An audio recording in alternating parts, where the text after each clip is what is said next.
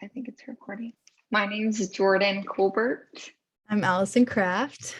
and this is Chapter 13, Project for Human Resources 3333, Part 2. I'm going to do one question, and then Allison's going to do one question, and then we'll just keep going back and forth. So question 1, to what extent are office politics skills important for a person who is technically competent and hardworking?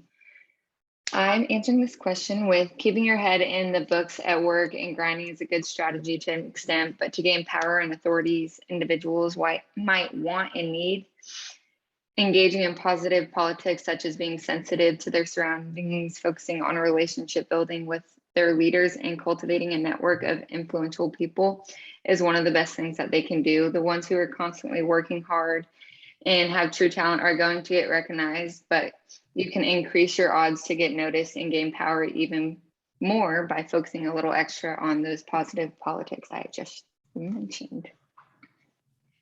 In question 2, it states, in what way might organizational citizenship behavior be part of playing in office politics? Organizational citizenship behavior is the contribution to effective interpersonal relationships, but is also mainly aimed at helping others by going above and beyond, although it's normal for there to be an ulterior motive to making a good impression, like when you are being nice to your leader, but you really are hoping for the raise or the promotion. This plays a part in having a work environment where employees are stepping up and putting in the work, but also shows and builds relationships with people higher up who may want to consider for future promotions. By using these skills, you're listening and learning about other coworkers, which will help you learn the avenues to take and who the right person is that you need to get in good with. Question 3, remember the leader-member exchange theory from Chapter 10 about leadership? What steps could you take to become part of your boss's in-group? In-groups become part of a smoothly functioning team made by the leader. Steps that could be taken to be part of this group could be 1, prove your value, 2, build a relationship with the leader, 3, seek feedback from them, and 4, do well in a teamwork environment. Question 4 is, it has often been observed that building relationships with people increases in importance at higher levels of management responsibility. Why might this be true? I believe this is true because of what we call networking, which is developing contacts with influential people, including gaining their trust and confidence. This helps them know they can count on you and get the job done correctly. Networking can also happen in and outside of a company walls. Keeping your eyes open to new relationships and building contacts can further help your career with more influential people. The quote I always hear is, it's not who you know, it's not what you know, it's who you know. My dad has always told me, you can learn as many things as you want, but the more people you know is the more contacts you will have. Like the job I have is because my mom knew them, not because I did something, but I've learned really well how to manage that and learn the avenues and meet new people through that contact as well. Question 5, identify 3 jobs in which you think practicing good business etiquette would be extremely important. Business etiquette is a special code of behavior required in work situations, generally referred to behaving in a refined and acceptable manner. Business etiquette includes 4 elements. The first element being communication, whether it be in person, via email, or over the phone. 2, dress and appearance. 3, respect, and 4, relationships with others. 3 jobs that I came up with that would need business etiquette would be a job that has to do with customer service, such as like a sales rep, because they have to build relationships with others and they have to respect the ones that come in that they're trying to sell things to. The second job is the interviewing process. So whether you're a manager or a boss of some organization or company, you're going to have to interview people and you're going to have good communication skills. You're going to have to dress the part. You're going to have to make sure you can build a relationship with that individual before hiring. And then the third job I came up with was answering and returning phone calls, maybe like a front desk job where people are calling to make appointments and all that stuff. Again, it goes with communication. That can be over the phone, via email, face-to-face.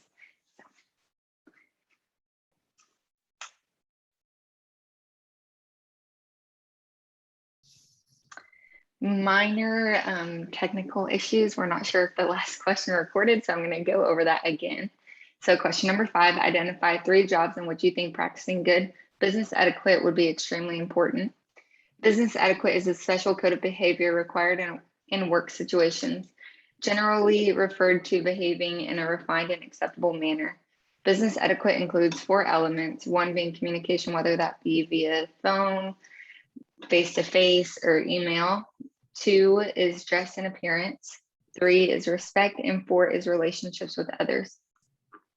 3 jobs that I came to the conclusion that business etiquette would be very important to have would be 1, customer service, like a sales rep, because they have to make sure their communication is on point and they need to build relationships with people who are coming in and that they're trying to sell products to. The second job is a job that requires the interviewing process, such as like a manager or a boss of an organization. They're going to have good communication because they're going to have to interview people. They're going to have to dress the part because they are in a role of like high authority. They're going to have to make sure they respect each individual that comes in that they're interviewing, and they're going to have to make sure that they can build a good type of relationship with that individual before hiring. And the third job is answering and returning phone calls, such as a front desk person who is constantly, say, getting a phone call to answer questions or book appointments for people. Their communication skills are going to have to be really good. Question 6 states, it has been observed that corporate employees who work mostly from their homes or other remote locations often put more effort into building their networks than people who work in a traditional office. Why might this be true? This can be true because in the past year with COVID going on, a lot more people have been forced to work at home or work at the traditional office versus or in addition to working at home, it's more like split time. And most people have stated that they liked working from home because they can have more control over their day and their time, gives them more flexibility to finish reports while also getting laundry done or picking up their kids while also listening into a meeting.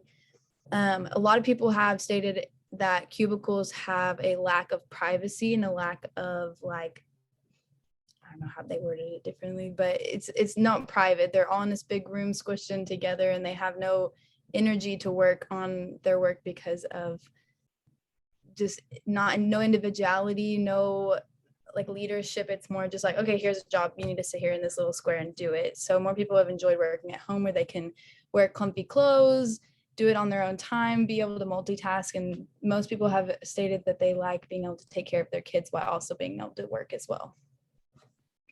Question number 7. It has been said that although most business people can see through flattery, the technique still works. How would you explain this observation? Whether or not a manager, boss, or coworker can tell that an individual is just trying to flatter them or not, using the flattering technique will always tend to do more good than bad in the workplace. Studies have shown that in business at the highest positions, flattering helps a person get ahead. Flattering can be very effective due to people getting noticed in receiving such awards, compliments, recognitions, and accolades. One of the best ways to flatter someone could simply just be by you stating that you're impressed by what they've done or how they're handling something. One other way to flatter someone is to listen to them attentively, showing individuals that you truly care about what they have to say and what they have to offer can really have a huge impact that others may not be able to see, but that individual feels internally. And on page 313 in our book, it states, quote unquote, despite the risk of being called obsequious, in other words, an insincere flatterer, or a cheap office politician, the flatterer wins. So even if people do realize you're just flattering them or giving them nice compliments, it still goes a long way, even though it may seem kiss butting. I don't want to say the A word, but you know. That's awesome. Question 8 says, give an example of micro inequity that you have been subjected to or that you observed happen to another person. Explain why the incident is a micro inequity. A micro inequity is a small semi-conscious message that we send with a powerful impact on the sender.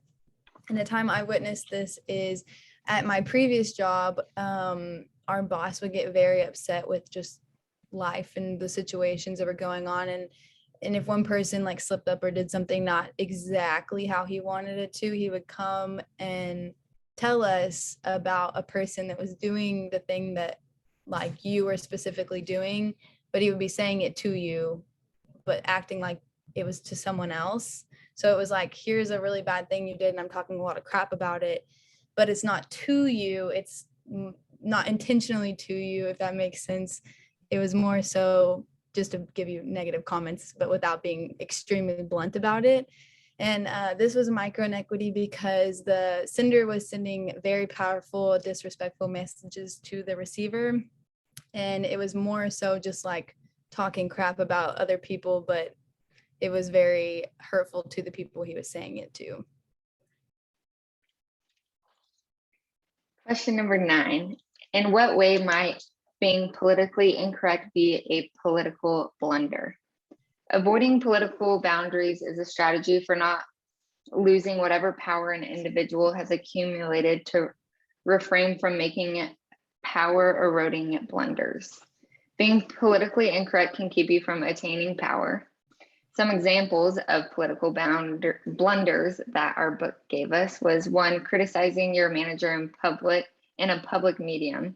That could result in a boss holding a grudge or resentment to that individual, whoever it may be that decided to criticize them. The second example I'm going to use is going around the manager to resolve a problem. The problem may be able to be solved without directly involving the manager, but by bypassing the manager, it can result in damaging your career in the long run due to how the manager looks at you or thinks about you. And it can make a manager feel as if they do not have that higher role and authority over you and that they aren't really needed. Example number 3 that I'm using from the book is displaying disloyalty. This is one of the basic political blunders that tend to happen. This won't always result in termination or somebody being fired, but signs of unloyalty or disrespect may place you in a permanent disfavor. People are always going to have that in the back of their heads whenever they're conversating with you or ask you to like be part of a work like engagement, meeting, outer activity that includes work. There are many other political blunders, but the last example I have is revealing things that should remain secret to your private life. So that's meaning like embarrassing the company. So you do something that isn't work related at all, but your name is in contract or is like the name of a company, like people know you work there, and you acting in such like inappropriate ways in your private life can result in affecting your work life. This will often lead to dismissal combined with a negative reputation that will be difficult to shake for purpose of future employment. So if somebody does like something inappropriate in their private life that ends up moving to their work environment and they end up getting fired, things get around. So when they try to go get hired at a different company or organization, that is going to probably follow them. So it's going to be really hard for them to continue their like career path that they were on. If a political blunder has occurred, you should avoid defensiveness and show you are more worried about recovering from what happened rather than trying to share the blame. You should also stay composed and admit you made a mistake and apologize, but do not act sad or feel inferior. Instead, maintain a consistent eye contact when talking about the blunder. Yes, you shouldn't have done what you did. You should admit that you were in the wrong, but then like move on, like show them that you've learned from your lessons and just do better the next time. Question 10 states, why might the study of organizational politics seem more relevant to people with at least several years of work experience rather than to career beginners? This is true because people that are first coming into the workforce are more so trying to get their feet on the ground and kind of understand like where they stand, what their job is, building those relationships with the people on the bottom where they're at, and then working their way up from there is why people that have several years of experience tend to have more of an idea of the work politics and how their politics work because they've seen it firsthand, they've experienced it, they've learned the avenues that they need to take each day with the different people they meet. And so people that have been there for a few years have more of a grasp on the politics than people who are just gotten there. These are our 10 chapter questions. I'm Allison, and Jordan was with us as well. Thanks for listening.